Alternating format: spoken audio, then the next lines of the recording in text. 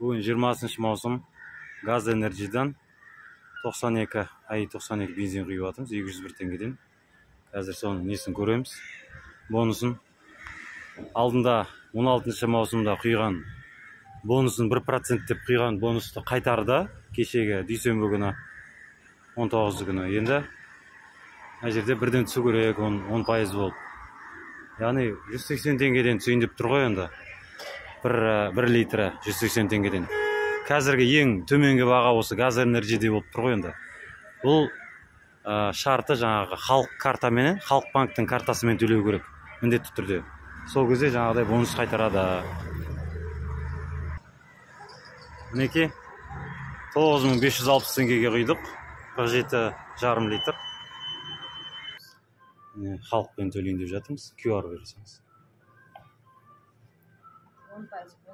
10%-ын бірден жаңа төледі. 10%-ын, яғни 180 теңгеден болып тұр бензиннің 1 литрге бағамы. Бұған дейін 5 сәуірде мен осы TikTok, YouTube арналарында видео бар тұғын.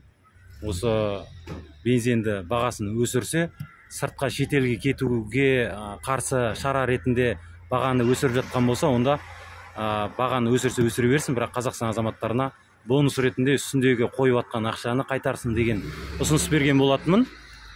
Соны дәл осы ұсынысты жасап жатқан көрінеді. Өйткені сол кезде 180-185 теңге шамасында еді баға. Қазірде сол 180 теңге болып тұр. Соған осы халық банкке және мына газ энерджиге рахмет. Ең төменгі баға осы тұрғанда осы газ энерджиде болып тұр.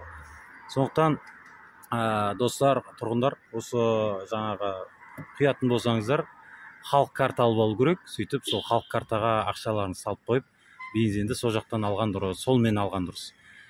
Сол кезде 180 теңгеден болады.